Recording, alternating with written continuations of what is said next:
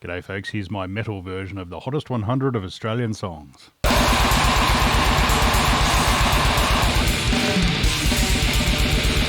G'day folks, Jeff here, welcome back to the channel.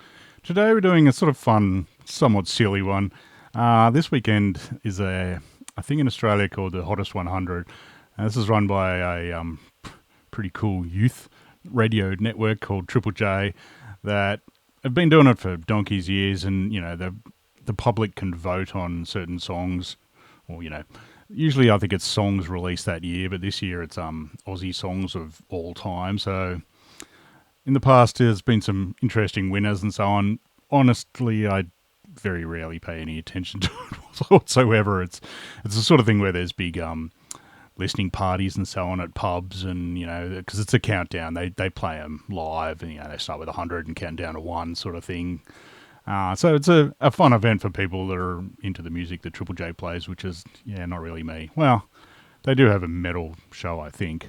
I did used to listen to it like 20 years ago or something, but yeah, most of their stuff is modern alternative, I don't know what the hell, music that is not familiar to me whatsoever. So I thought, yeah, let's do a counter version of that, of the heavy metal version. So this is all Aussie metal songs. This was bloody hard to work out, believe me. It's very tricky to narrow it down. So the way that people could enter it was, I believe I actually missed voting because I only thought of this a couple of days ago. And I'd already missed the end of the vote, but I think you could log on to their website and, you know, just either pick existing ones. You could put, you know, AC/DC this song or whatever, or I think you could actually enter your own ones as well. So I got inspired by this by my colleague James, who we were just chatting about future videos for me, and yeah, that sort of came up. And then I remembered a mate of mine, Chalky from Tassie, Matthew Chalk, who was in like Psychroptic and Mephistopheles and Icy Clan or Cyclian, whatever they're called, and MSI as well. And also is the good man behind Southern Extremity Productions, which is a very good promoter that are bringing out Blood Incantation and Secret Chiefs 3 in a couple of months, which I'm very keen to see. At any rate, I digress. He'd actually posted on Facebook. I think he posted his normal version, which was not a metal one, before he realised that you can actually add stuff. So I'll put his ones up. I don't know if it's a breach of his privacy, but yeah, he posted on Facebook. Tough luck. So yeah, his first one, yeah, heaps of good stuff in there, and then he realised you could do metal ones, and there's some real good stuff in there, that's for sure, which quite aligns with some of my choices, that's for sure. So I thought, yeah, why not? That could be fun. So I didn't actually get to vote for these, not that it would have mattered. It's like pissing in the wind with the mainstream versus Aussie metal stuff. So yeah, none of the stuff I'm about to pick is going to be in the list. And don't worry, this is not 100 bloody songs. As a punter, you could submit 10 songs. So I'm just going to do 10 metal songs. And I thought, I might as well actually do my proper non-metal version, i.e. slightly more mainstream Aussie stuff. So yeah, I'll do that afterwards, which won't be in any particular order, but yeah, there might be some surprises in there for you. And also my dear wife had some input into it, or telling me what she wanted, and didn't quite align with some of my choices. No John Farnham in my bloody one, that's for sure. So I'll do her list right at the end as well. So I couldn't be bothered putting any samples of these or anything. I mean, a lot of the stuff I'm picking is pretty well-known Aussie metal stuff, and a lot of the popular stuff is very well-known. So I'll put links to whatever I can find down below. But at any rate, let's hammer through this. So most of this is old geezer stuff, as per usual for my sort of videos. I mean, don't get me wrong, I'm still buying and listening to a shitload of new Aussie metal, but yeah, these ones have just had longer to stick in my head. Some of these are win from having seen them live a lot of times. So they've just had longer to work their way in. And I mean, these are just basically my favorite. They're not necessarily the best songs by these bands, but they're bands that would be, you know, mandatory headbanger at a gig if they played it, sort of thing. So if you've seen my top 20 Aussie like albums, EPs and demos videos, which I'll put a link to, yeah, there probably won't be that many surprises in this for you, but yeah, I thought, why not? It could be fun. So anyway, without further ado, first band I'm going to pick. So this is number 10 of my Aussie ones, and the order is the top couple are sort of in order. The rest of it's like trying to pick your children, your favourite child is like, oh. So there's a batch that did not make this, which is killing me inside. Don't worry about that. So first song I'm going to pick is one by South Australia, Tech Black Death, whatever the hell they are, Stargazer. So they did a song called Magician, which is I first heard on this compilation, which is actually Dissident Records. It's a Sawblade CD. I love it. It does actually play, I think, but I actually have like a burned copy just so it actually plays properly in all of my CD players. So this is a compilation of heaps of cool old Aussie bands. This is from, 2000 or somewhere around there. And yeah, their song Magician's on here. It's actually from their split with Argoslant, which I don't actually own, so it's on the list to get eventually, but yeah, we'll see. So I first heard it there. It's also on this Barbaric Onslaught, yeah, which is a killer Aussie, grim death and black sort of compilation. It's also, amusingly, I've got it on this Terra Australis tape that I got donkeys years ago. No idea where from, but dirt bloody cheap. So it's on that, and if you actually want to get it easily, it's on this Stargazer Occidental Magic compilation that I think Weird Truth put out. Just got like a couple of songs from Scream That Tore the Sky and various other like EP and unreleased sort of tracks. I think it's got the Born 7-inch on it as well. So this is mandatory, but at any rate, I'd say it starts with they're very tech death, so it starts with some pretty crazy opening sort of bit, heaps going on, all sorts. Damon's bass is just mind of its own all the time, but in the middle there's just this sort of like bass break and then a kind of a slower, moody kind of riff, which is pretty killer, but it just builds up into this galloping bit and just the catchiest riff of all bloody time. I'm pretty sure Grenade would have been quite familiar with this song because it almost sounds like it could be a Grenade song. I think I saw Stargazer play this maybe once, so it is a pretty bloody old song for them. They got a heap of other albums, so but yeah, not for a very long time. So that's number 9, good old Stargazer. So number 8. Going to Melbourne for Bean Flipper. Now, this one was on my top 20 EPs, I'm quite certain, probably for this song. The song itself is the first song, Scuzz.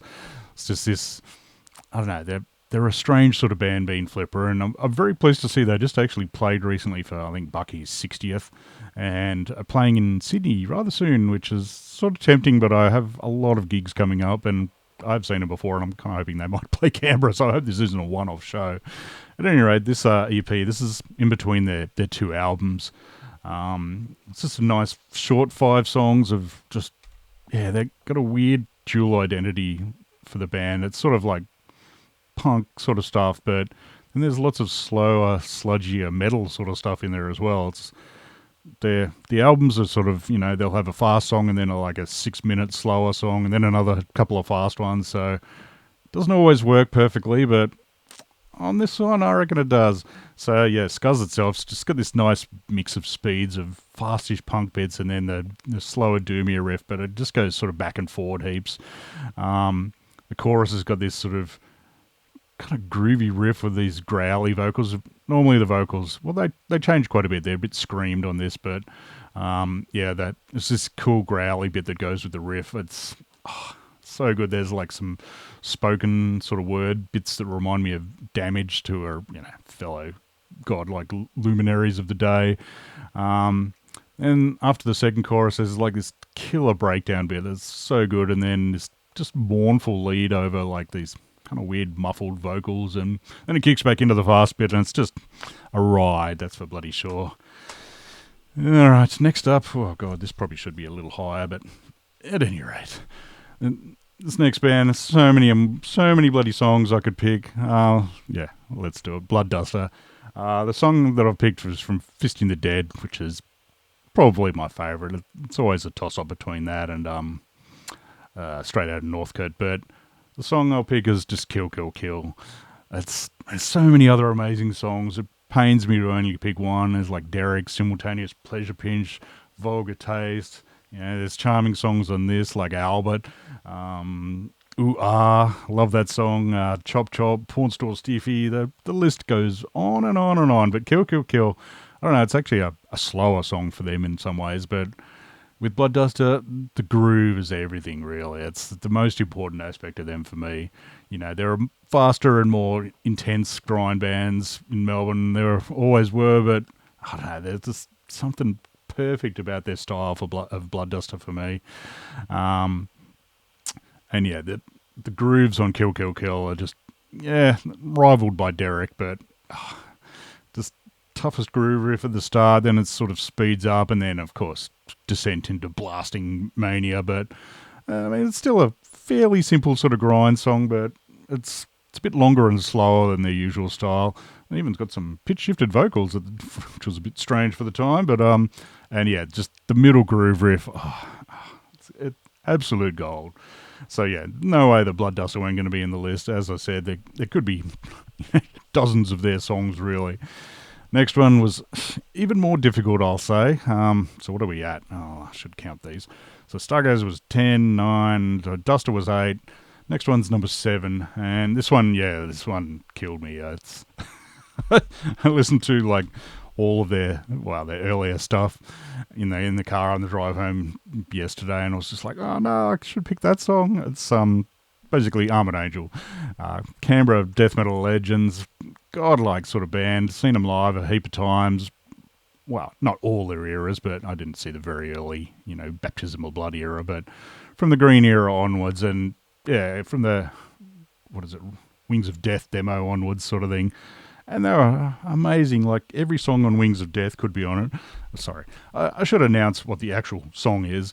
And I'm still hesitant. It's a tough one. It's off their last of the green Luck era version. Mysterium, their second proper EP.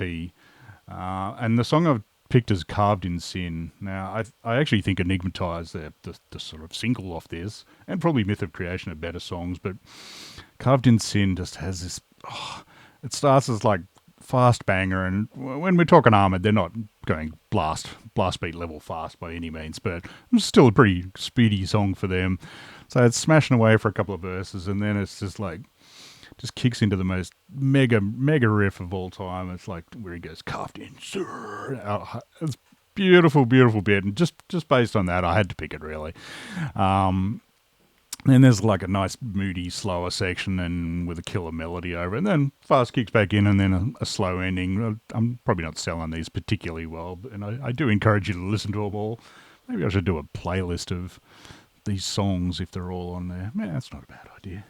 So, yeah, I mean, Enigmatize, as I said, it's probably a bit classy, but it's a bit mellower in some ways. And Myth of Creation rules as well. But, yeah, it was possible. I was listening to this, which is an amazing compilation of called Hymns of Hate, which has got the 2 demos of that, well, 3 demos of that band, including the one they did after Mysterium, and the 2 EPs, Stigmata and Mysterium. And, yeah, just listening to it over and over, the first songs, all 4 songs on the first demo, like Armored Angel, Madam Guillotine, Christian Slaughter, and Crush, Kill, Destroy, all of those could easily have won as well, let alone the song Communion, and Castration, Hymn of Hate, and I think Hymn of Hate is what Chalky went with, and that's a damn fine choice. That's a friggin' killer song. Beyond the Sacrament, untouchable.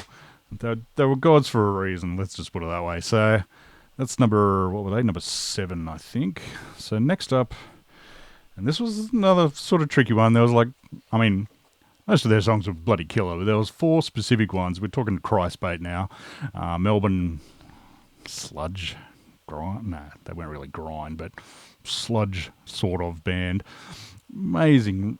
Loved them so much. So it was a near impossible choice between Loose, the first song on Yeast, which, I mean, all of Yeast is killer, but Loose was such a powerful thing the first time I saw him, the build-up bit, and when it kicks back in, Jesus. And there's also Coin Slot My Butt Crack, partly for the stupid song name, but also it's a ripper song.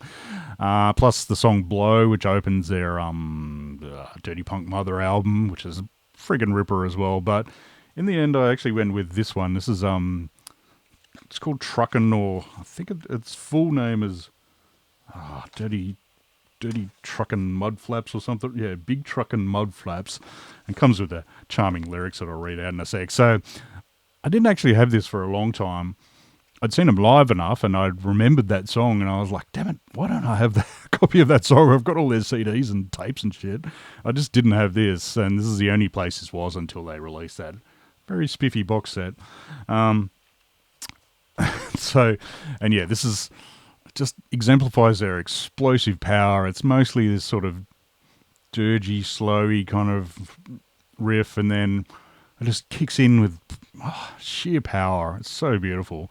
Grooviest riff, and I'll read the charming lyrics. It's so the song is Big Truckin' Mud Flaps, red light, green light, part something of a big nothing, yeah, yeah, yeah, yeah, pretty special, pretty fucked, motherfuckers driving trucks, yeah, yeah, yeah, yeah, dirty and brown,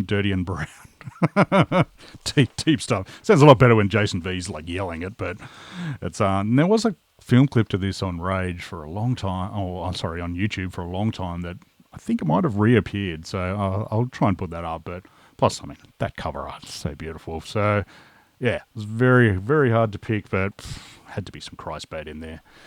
All right, so how many more have we got? 2, 3, 4. So this is number 5. This is the peak black metal for me. You'll probably know what this is already. We're talking Nazul, their first album, Totem. Just absolute masterpiece of horrible, nasty black metal. Many tracks to choose from. This wasn't the easiest either, but in the end I went with Watching and Withering as the second song.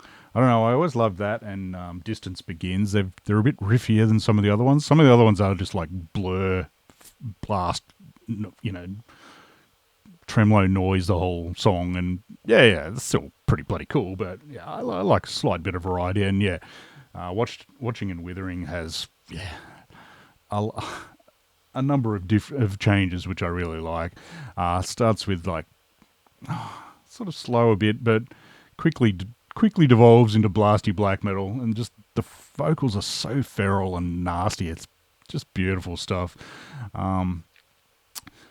But then after that, it's just got these two sort of snare hits that just rule so hard. Not quite as hard as one of the other songs that I really love off this is Unearthed, which is another sort of, it's got like a mega riff in it, and I just, the second time they play it, it just sort of builds up, and there's like 4 snare hits.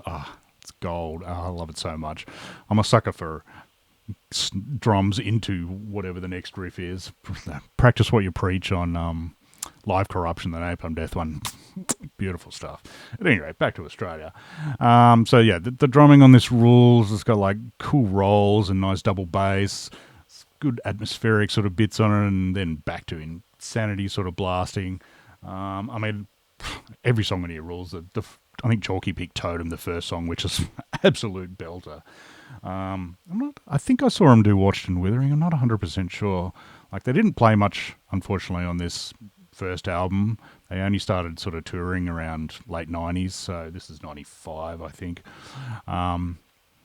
So they used to play Distance Begins and Totem itself, so I'm not sure if I ever actually saw Watching and Withering. I used to have, back in the early days of the internet, I remember having, I don't know who the host was, but there was a page where you could put, like, host your own little stupid website. I think it was GeoCities maybe. For some reason I found a little Hello Miffy, or, that cartoon cat thing or whatever it is, theme, and then just put like Aussie MP3s on there, just to share the love, essentially. And I think it actually got a bit of use.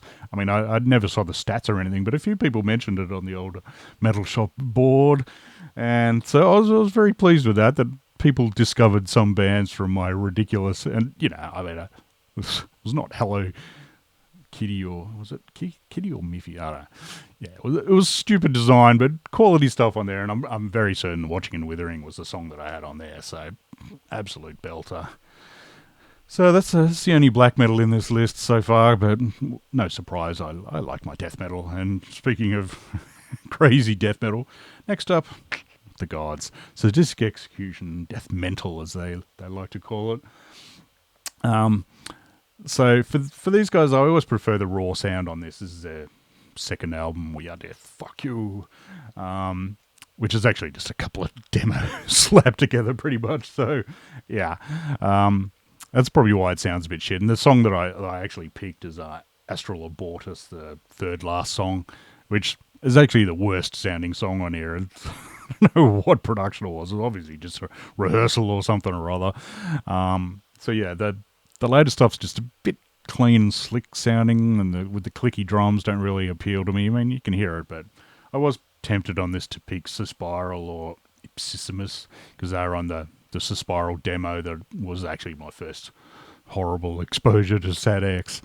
But I do really love the doomy Evoke War Vomit. That's one of the things I like about this album so much, is that it really changes a hell of a lot. There's a lot of differing styles on it, including the last sort of atmospheric Hades Valley.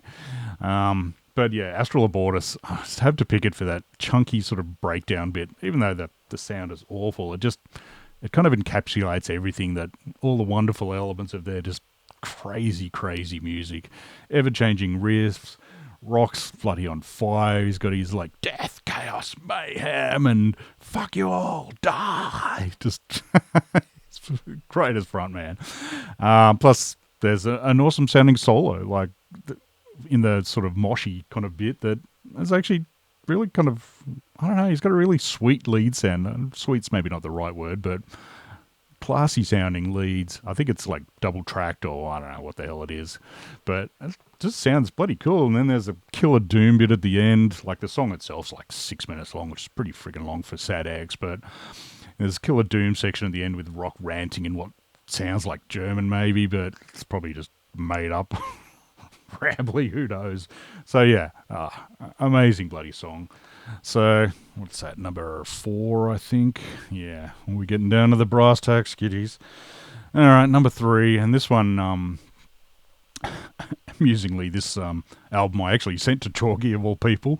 I had a second copy that I'd gotten cheap, and I just swapped it with him for a Mephistopheles CD. So we're talking Misery.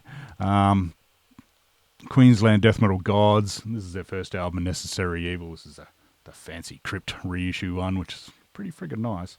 It's got the demo tacked on it. I think he picked Morbid Dreams, which is from the second demo. Astern Diablos, which I'm not going to show you the cover because it's Norte. And that was actually probably my second choice as well. I almost picked that as well because that song is, oh, Jesus. That chorus, oh, so good. So in the end, though, I picked Born Dead, the third song. It's just, I don't know, the chorus of the chugger slow bit with him going Born Dead. It's just tough as hell. Then it's got slowish double bass kicks in. I mean, it's a song off the demo, which I had when it came out, so I was very familiar with it anyway, and loved it, the demo version, but the album version's even better. Although the bass sounds killer on the demo version for some reason. Then it gets sort of faster and chaotic after the second chorus, but yeah, they've got another band with killer leads, really classy sounding, bloody excellent. So this, yeah, I was tempted by other songs. Septic Octopus is another ripper, as is I Endure. I mean, they're all rippers, really.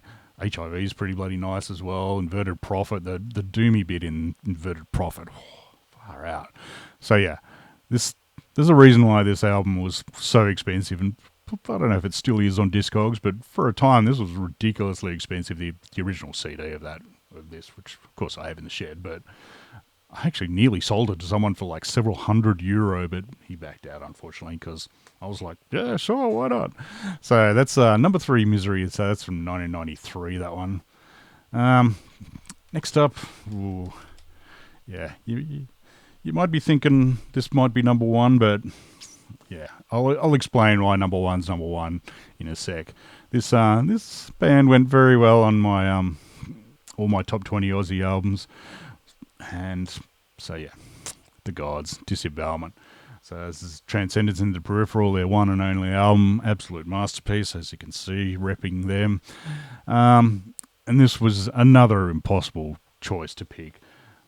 every song on here rules. I mean, I'd probably discount Night Side of Eden, even though it's a beautiful, mellow song. It's not a metal song particularly, but so the toughest call for me was between Tree of Life and Death, Your Prophetic Throne of Ivory, or Excoriate. Like the first three songs, they're the key ones for me. I mean, Burial at Dawn, they're all killer, but Tree of Life and Death it's just pure bludgeoning doom power with explosive blasts. Just crushes you into the pavement sort of thing. Excoriate's fast as hell, but then it just descends into that beautiful sort of super heavy double bass bits and lovely lead section on it. But in the end, and I think this is probably what I mentioned in my top 20 albums one, Your Prophetic Throne of Ivory is the winner.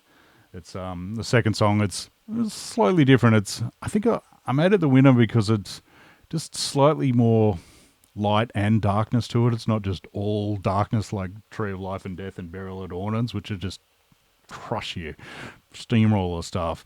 This has a bit more nuance to it. It's more atmospheric, especially with the start bit with the moaning vocals, and then the nasty snarls and powerful drums kick in. So it's still heavy as hell, ridiculously so. Really kicks in the middle with blasts and sort of snarls, and that they're different sort of snarls. He doesn't. I don't think he uses them much on the old songs. So, yeah, absolute masterpiece. The double bass drums are so punishing on it, and it's just kind of the perfect combo of super heavy doom with just ethereal light, sort of beautiful lead guitars over the top. Languid is the term that I generally throw around, possibly not in the correct usage of it, but I don't know, that's just what I think of about it. And then, I mean, probably the reason this wins is just that ethereal vocal section towards the end. It's just sublime, gives me chills every time. It's just so mournful and gorgeous stuff. So, yeah, number 2, Disembowelment, always the gods themselves. So, yes, that means number 1, and yeah, you probably shan't be surprised too much by this at all. Alchemist. So I had to pick a song off Lunasphere. It's my favourite of their albums. I mean, again, a band I could name like 30 of my favourite songs of, really. But I was going to pick Soul Return, the first song. That's what Chalky picked. And it is probably a classier song in some ways. It's like massive long, 8-9 minute song or something. 3 totally different sections. And just, yeah, it's got more substance to it. But in the end, I picked Yoni Kunda. I don't know. It's one of those songs that never fails to bring a smile to my face. Such awesome memories of seeing it live, and that's probably the main reason. I mean, they played Soul Return a lot, but as soon as Yoni Kunda was in the set, they played it every bloody time, and I was never sad by that whatsoever. I was never like, oh, come on, get on with another song. Nah, every time Yoni Kunda was like, yeah, I love this song. Crowd always went berserk. I can still picture mosh pits from like 20, 30 years ago of my mates just cruising around just to this song. Some beautiful Middle Eastern sort of lines in it. Just Roy soloing like the whole song pretty much. It's got a certain wildness to it that I really love. I mean, honestly, it's mostly instrumental. There's only like 2 verses that, I mean, are powerful as hell. Adza sounds great on them, and it builds really nicely as well. Just some awesome drum rolls from Rod on it, and I love this. There's a killer little bass bit that for the second sort of verse bit where it's just like bass and drums and as a singing. I don't know, it's gorgeous, gorgeous song. Then it all kicks back in. It's so powerful. I miss Alchemist. Oh, bloody awesome.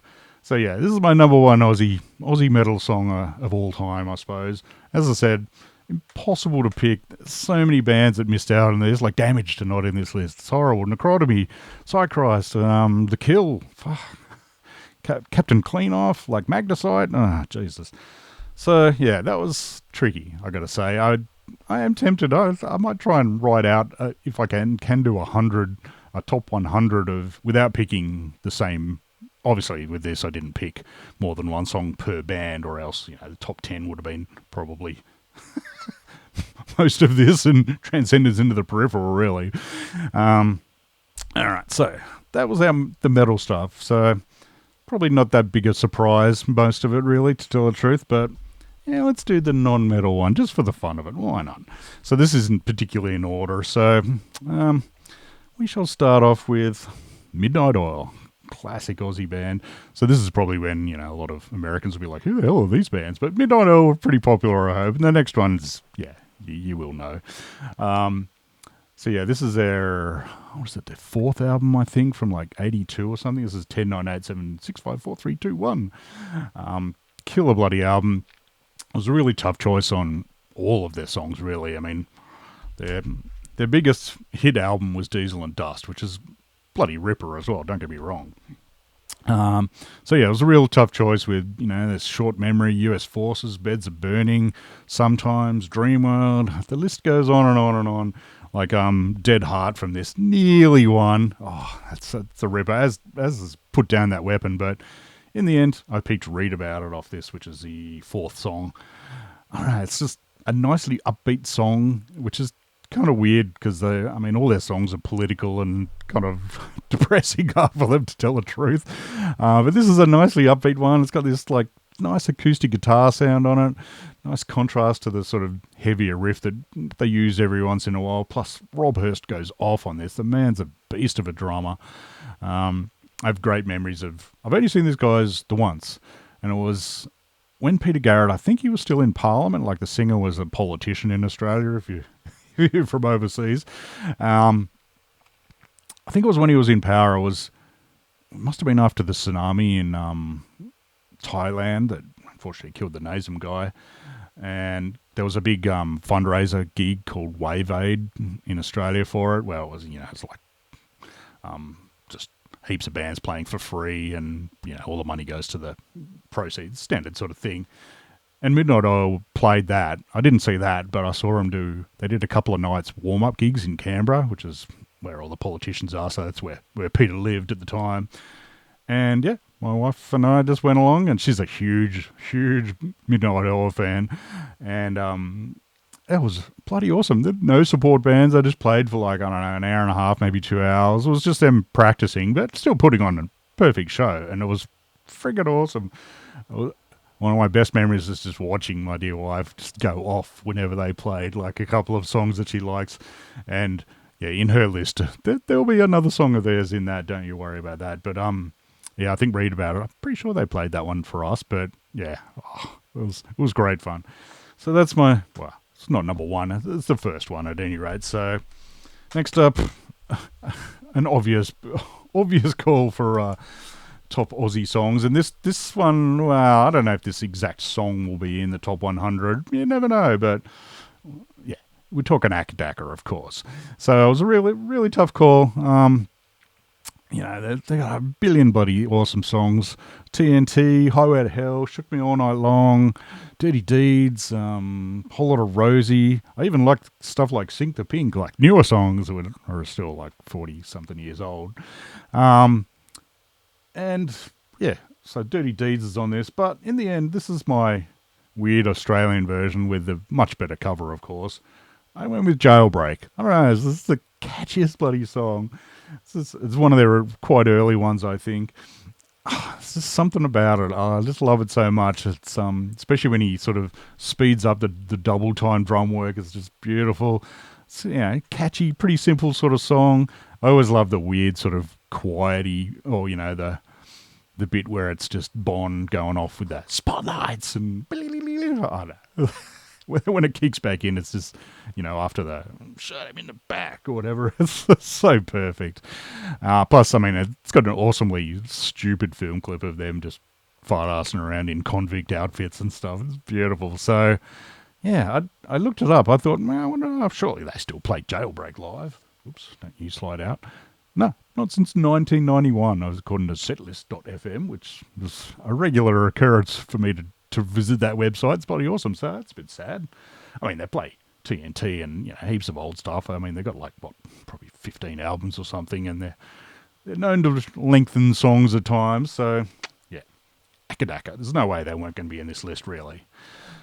The next one might surprise some of you, I suspect. As you know, I like a bit of funk. So Skunkowl. I've picked them. This is a band from Sydney, I think. was like a funk band with like they had two brothers were the singers. I don't know if they're still going. I think they might have reformed actually. So the singer Aya was like clean singer, got a nice voice, not always my favorite style. And his brother Dell was just did rapping sort of stuff on it, and super clean sort of fast funk songs, very James Browny sort of style. And that's the thing. After I started delving a little more into 70s funk that I've been doing over the last couple of years, whenever I revisit this, I'm like, oh, that's where Skunkowl borrowed that bit from. Well, I know that. So they were very influenced by the stuff that I'm slowly but surely listening to a lot.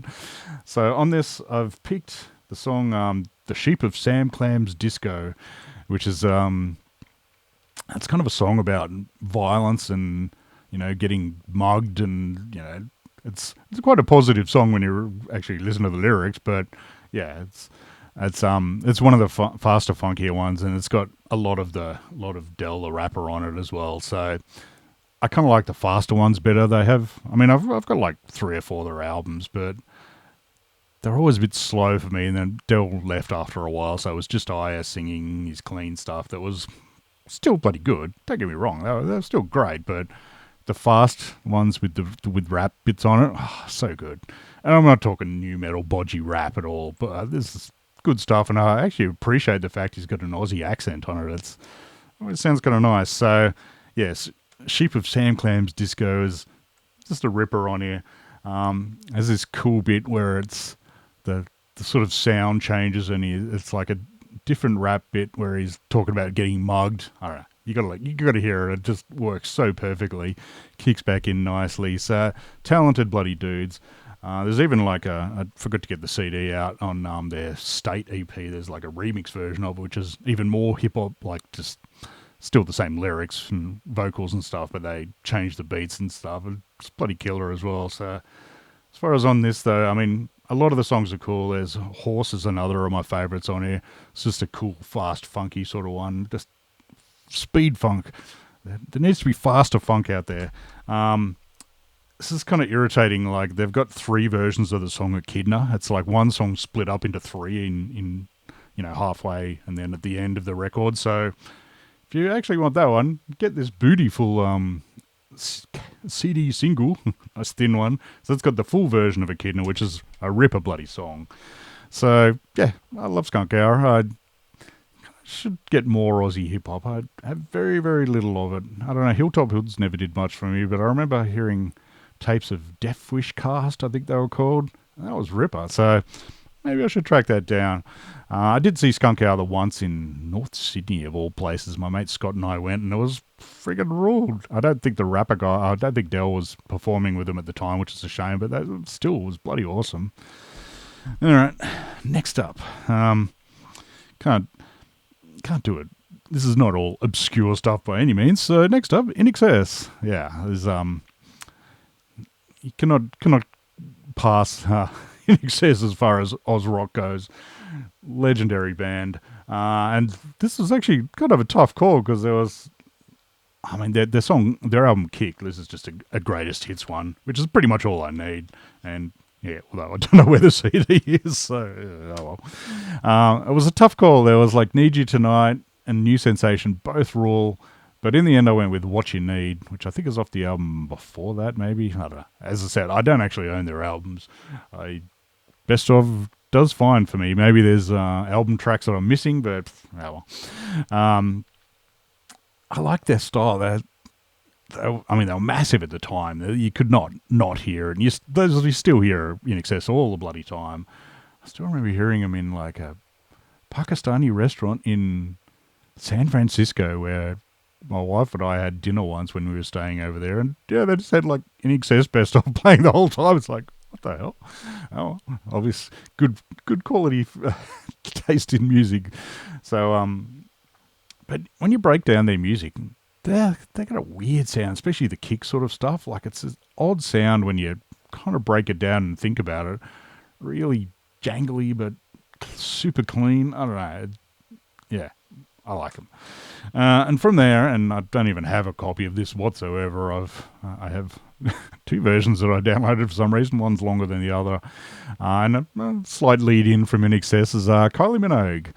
So hopefully Metal Mickey will be happy I mentioned her. I don't know if he's a fan, but I know he likes his neighbours. Most Kylie I don't particularly like. Early stuff was just so twee, like Locomotional, that sort of stuff was like, yeah, no. The sort of disco hot pants can't get you out of my head sort of era wasn't too bad. I mean, she's got some alright songs, but the one song that I actually genuinely love and think is a really good song is Confide in Me. I think it was off her self-titled album, possibly. Again, I don't own it, so I'll slap a picture of it up. Totally different than all of her other stuff, well, at the time at any rate. So yeah, it's like Middle Eastern influences on it, like trip hop sort of beats almost, and yeah, it's when you think about it, it's not too distant from Madonna's "Justify My Love," where she stole a Public Enemy beat off them, and I think she's pretty sure she got sued for it. So I don't know how that ended up, but I should look that up. Yeah, it's not too different from that, with reasonably minimally sort of song, but it's just got great beats. It reminds me of Tatu almost, like the Russian girl band that I actually quite enjoy. My brother's a big fan of them. He's got like several of their albums. I've got the first album, and then the two hit singles are pretty much the only songs I listen to tell the truth. But those are great songs. But I don't know, there's something about it for that. I'm always a sucker for like stringed instruments and beats. I think it basically goes back to the Beatles and I Am the Walrus. Just George Martin and adding in string bits and then Ringo beats. Yeah, it works perfectly. Honestly, this Kylie song, I didn't like the film clip much. It's sort of her changing around. I mean, it's reasonably well done, but yeah, I just like the song. It's a great bloody song. All right, so after that, another one that we have the CD somewhere. Like, my wife owns a lot of these CDs, but, well, like the Midnight Oil ones at any rate. But I don't know where this went to, but we'll go with Ice House. And this is another tricky one. I went with Electric Blue off their, was it Man of Flowers? Man of Colour, sorry, I think the album is. I'll bung a picture of it up. Awesome bloody album. This is acceptable driving music, I'll put it that way. So we live in the country, so we like driving around every once in a while, and yeah, we ain't playing death metal the whole time. My wife's not a huge metal fan. She loves Immolation, but other than that, yeah. So yeah, there's a batch of stuff that's acceptable driving music, just mostly pop or nice Enya albums or Eurythmics, all sorts of stuff. And yeah, Ice House is one that goes down well. I really quite enjoy listening to them. It's honestly, at the time, I remember thinking they were a bit naff. I don't know, I wasn't a giant fan, but like in my youth when they were, in the late 80s, and I think, pretty sure their stuff's like 88 or something like that for Man of Colours. But tastes mature over time, so I do like Crazy, the first song, quite a lot as well. But with Electric Blue, I get to be the childish, silly one and sing, usually in my head, Electric Poo instead of Blue. Yeah, I know, very mature. I mean, their song Great Southern Land's a classic as well. Like half the bloody album rules. I've never liked Nothing Too Serious too much, though. That's still a bit twee for my liking. But plus, I mean, Electric Blue's got a sax solo in it for pure 80s cheese. And I mean, back in the day, Ivor Mullet, whatever he's, God, I've forgotten his name already. Ivor Davies, sorry, he had a killer mullet back then, so we'll give him props for that. If I can find some decent pictures of him mulleted up, love it. All right, we better get back on track with something slightly hard. Well, kind of. The next one, I don't own this one either. I've been meaning to track it down. It's got a slightly rude cover, but I'll put it up anyway. What the hell? It's cartoon. Hard-ons and the song "Girl with a Sweater." Is it "Girl with a Sweater" or "Girl in a Sweater"? Oh, let me just quickly look it up. Maybe. Oh, come on. Where is it? The Girl in the Sweater, apparently. So this is a single they put out in 1986. It wasn't actually on any albums for some reason. I don't know why. They should have bugged that on, what was it, Dick Cheese? Was that the first album? I don't know. I just love this song. It's pure pop punk, as pure as it gets. Just total Ramones worship. So cheesy, but so awesome. The lyrics are just pure teenage cuteness. It's so ridiculous. But I think I mostly like this one because I had a tape of the video clip. They got a film clip of them playing on stage with the crowd just going off, sort of thing. I had that on tape from Rage for ever and watched it a lot of times. Partly because it's like a rather spunky punk girl in the crowd that the cameraman obviously quite loves, and they focus on her a lot, sort of headbanging. I mean, she's bloody gorgeous, so it's fair enough. But the only problem is she's not wearing a sweater. She's wearing a bloody leather jacket. But anyway, I digress. The band themselves are going off on stage. Blackie just, they're obviously miming I don't know if they're miming or it's just like a live gig that they just filmed. But Blackie's just like solo. He's just waving his guitar around, not doing a solo. And Keish looks so cool playing the drums. I don't know. He's just, he's still got a lot of style. But yeah, back then, for some reason, he's got like one white and one black glove on. Don't know why. Maybe that was a thing back then. Who knows? But it's just, and it's awesome seeing him, the crowd sort of looking young and punky at, it's 1986 or whatever. So they're young and snotty looking. It's beautiful. So I don't know, just the catchiest song. I've never seen him do it live. Even back in 1990, when like an early gig that I saw him, I didn't see him play that. So I think the last time I saw them, actually, they seemed to bypass Canberra. Maybe they had a bad experience here. Maybe like 5 people showed up or something. But I don't know. Every time I see the tour, I'm like, oh, Canberra? No. Okay, they're playing much smaller places than Canberra, but not Canberra. Okay, cool, thanks. The last time I saw them, I'm pretty sure they were asking for, like requests from the crowd almost. And but this one pissed guy kept yelling out for Suck and Swallow and just sort of killed the mood. And he got that, but yeah, I was like, yeah, okay. So I did find a YouTube clip of them, like 5 years ago or something playing that, but that was back when Keisha was just singing for him, so I don't think he is anymore. Haven't they got like Tim Rogers now or something? I don't know.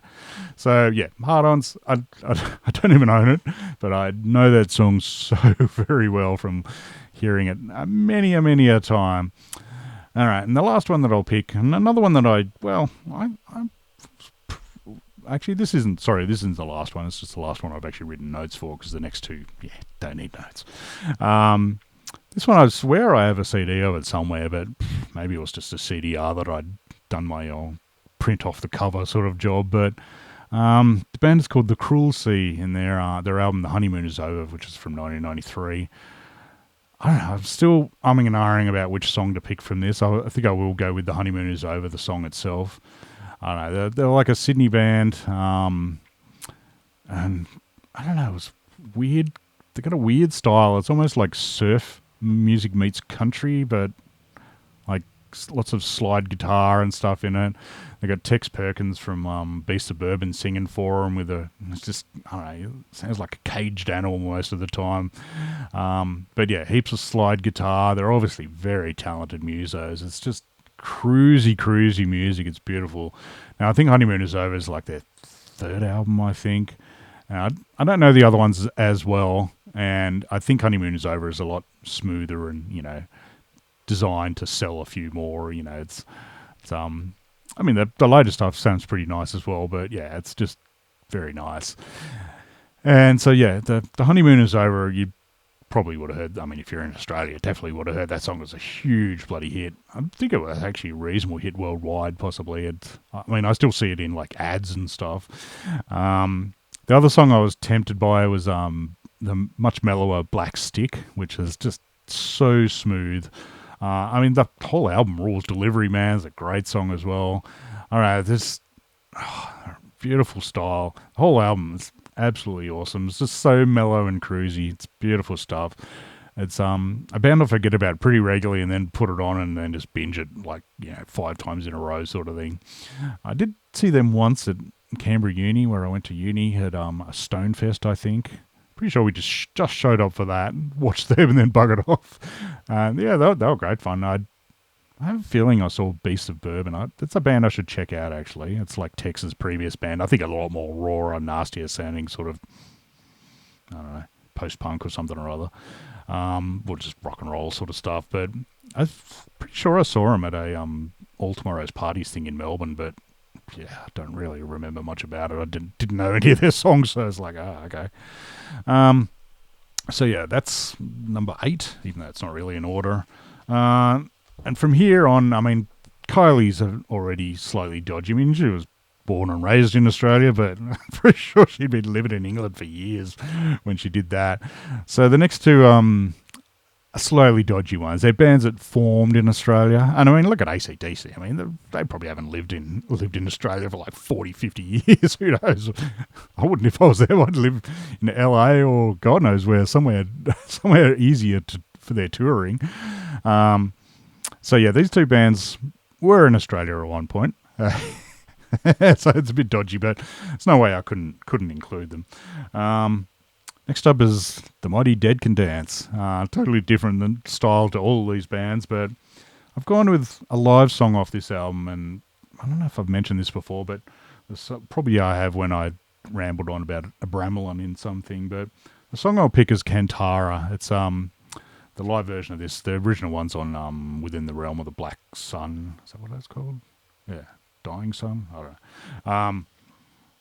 But the live version on this is so much better. And, I mean, this is so worth getting the DVD of this. Yeah, I probably did ramble about this in that DVD video I did, but because the live version, like the visuals of it is so incredible. It's like super mellow song at first. The first half is just this sort of like, I think it's Lisa on her, if you don't know Dead Can Dance, they're, well, kind of hard to classify. They're sort of world music meets gothic meets, who knows, what, very mellow, no distortion whatsoever, not metal, not rock, nothing, but beautiful music. It's incredible stuff. Like all their albums rule, but this live one I'd probably nearly gets the most listens.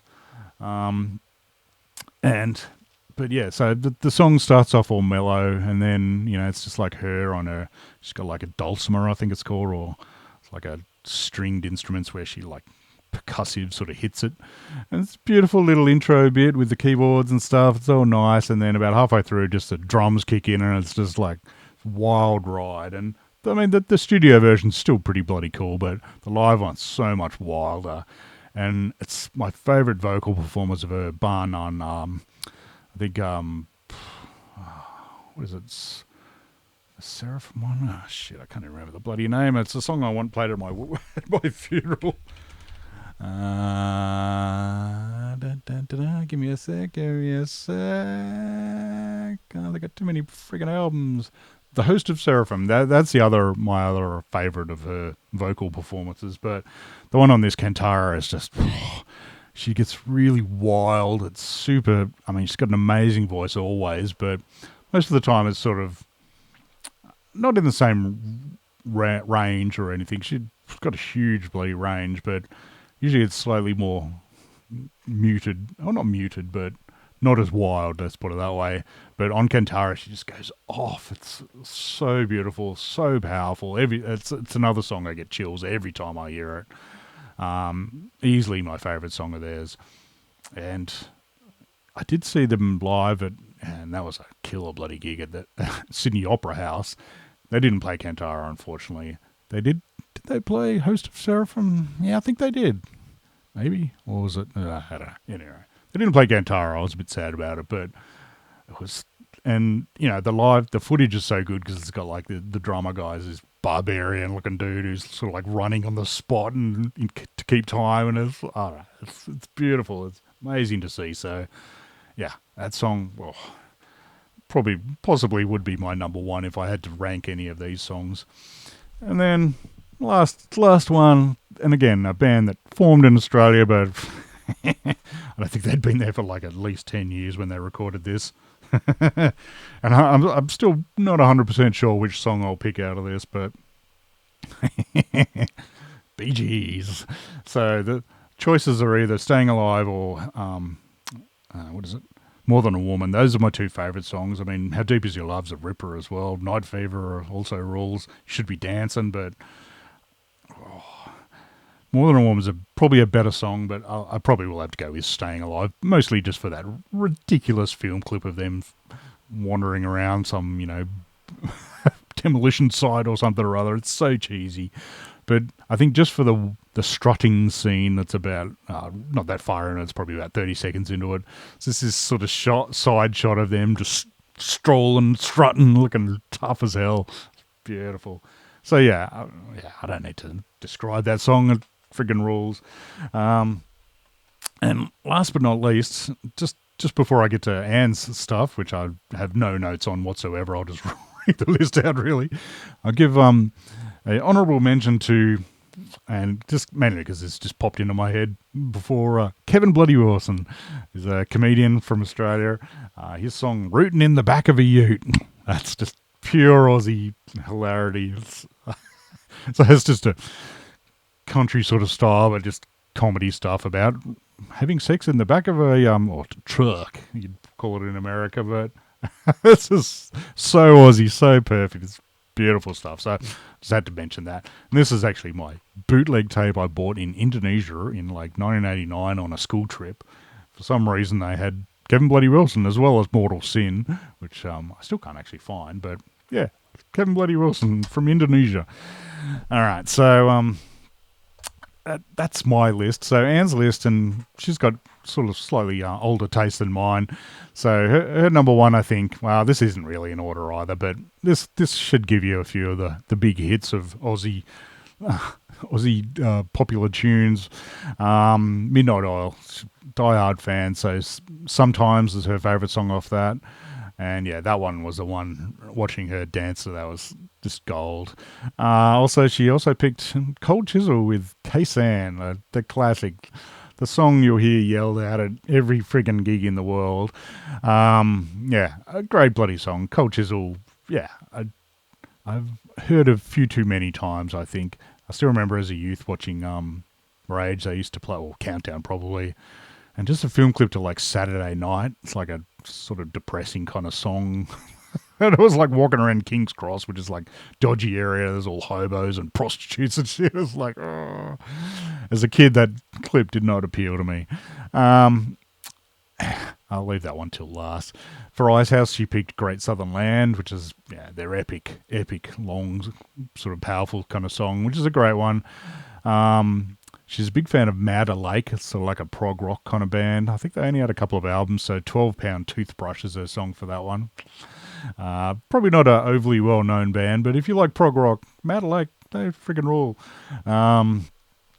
Also 1927, which was a band, I don't know, this is like from 1988 or something. If I Could, it was their huge hit, them in a outback church or, I don't know, old building or something.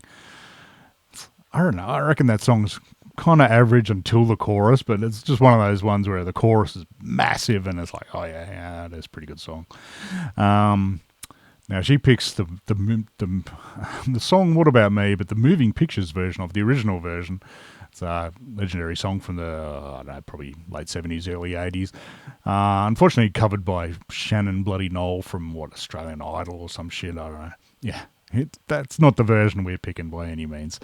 Next song is one by a band called Goanna, and their song "Solid Rock," which is a great song about, Indigenous rights, I think, and so on. It's killer song.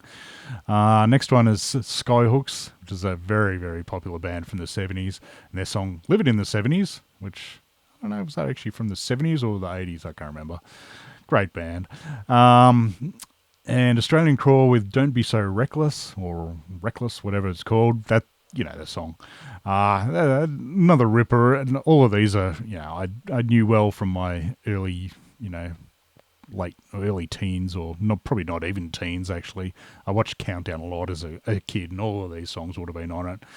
And last, and definitely least for my purposes, is John Farnham with "The Voice." It was a massive, massive hit in Australia. She loves it. I hate it. I don't hate it. I've just heard it too many times. It was a song that was number one on the Aussie charts for like a year. It was ridiculous. And I was back when I watched Countdown, and they would play the video clip of the #1 song every week. And so they just play The Voice every bloody week. And it's like 6 or 7 minutes long and just goes on and on. I mean, it's a good song, sure, but I've heard it enough. I don't want to hear it again.